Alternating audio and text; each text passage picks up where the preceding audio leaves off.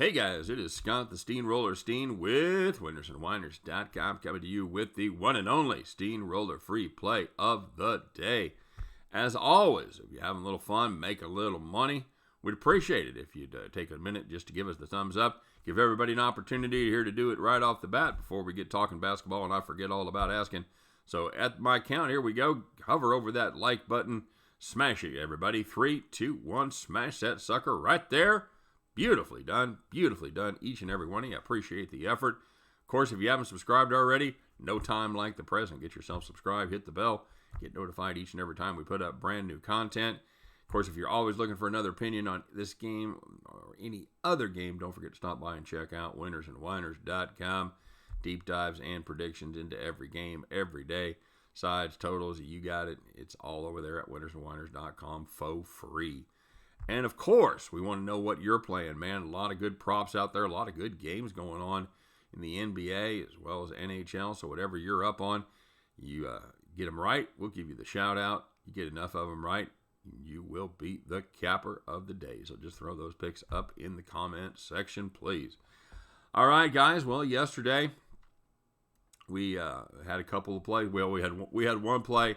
I had one play that I bailed on because it had gone so different, but it ended up going our way anyway. My fade Kikuchi, even though he pitched pretty well tonight, he ended up giving up the 3 runs, and in the bullpen, it did what the Seattle bullpen is probably going to do a lot this season. It puked up the lead, and the Giants were able to get the win there. But in our official play, we had the Houston Astros taking care of business against Jesus Luzardo. Luzardo gave up 5 runs in 5 innings.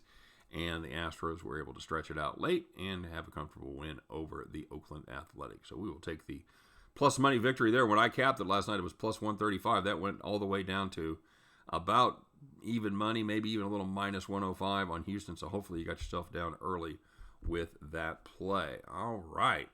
So, you know how I did. Let's see and take a look what we got cooking for today, shall we? We are looking at the UCLA Gonzaga game, guys. I'm going to make another first half play here. It's not going to be a hero play like we tried to make last week. I've learned my lesson. We're going to take Gonzaga first half minus the 8 points. We are not going to overthink this one.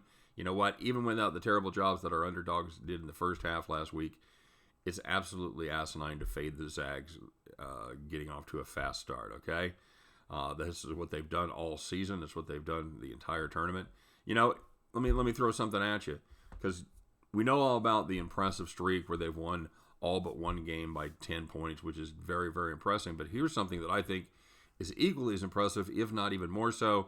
The Zags have had a lead of 8 points or more in 23, at halftime, rather. That's a very important part. The Zags have had a lead at halftime of 8 points or more in 23 of the 29 games they've played. Now, I know what you're saying. Well, they probably struggled a little bit in the first half against the Power 6 schools and then rolled up gigantic leads over everybody in their conference. Not exactly, folks. They went 7-1 as far as being 8 points or more to the good at halftime. They went 7-1 against Power 6 schools, including all 4 games in the tournament, although not what everyone was played against the Power 6 school, but you get the idea.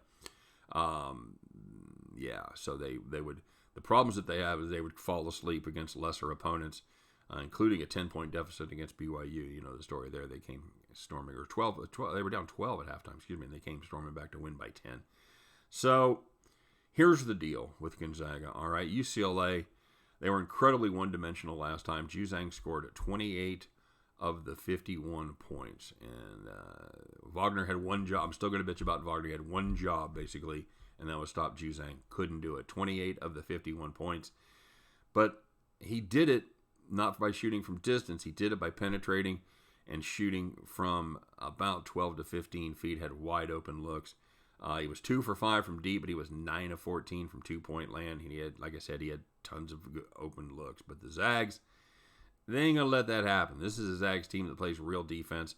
They play from the perimeter in, and they are going to force him outside and live with the results, as Juzang is a 34% shooter from outside the arc. I think that's where they want him taking his shots, and they will live with the results.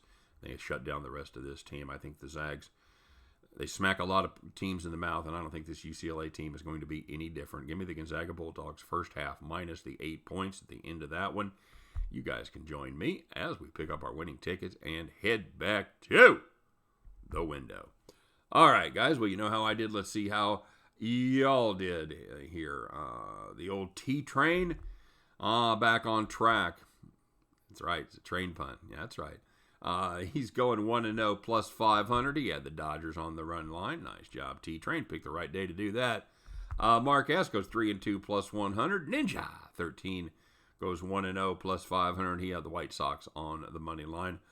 Buddy's House of Food. Nice job, Buddy. Staying clean. 2-0 plus 200. Scott Nowak. Here we go. 2-1 plus 200. Great Scott. Stock Brown. 4-1 plus 290. But your capper of the day going 2-0 on the straight picks and 1-0 on a little two-team parlay there. It is Brandon Zerface, kids. That adds up to 3-0 plus 60. 3-0 plus 655. Hey, Brandon Zerface, you are the capper of the day. Congratulations, Brandon. Congratulations to the rest of you. Made a little money out there. And, man, we got a full day of fun tomorrow. Today, we've got baseball, we've got basketball, we've got hockey, some golf. I'm sure that the Butcher's going to be back on the golf matchup. So whatever it is, wish you guys nothing but the best. Hope every one of those tickets in your pocket turns into cash money back at the window. All right, you guys have a great day. Let's go out there and make some money, and I'll see you tomorrow. Later.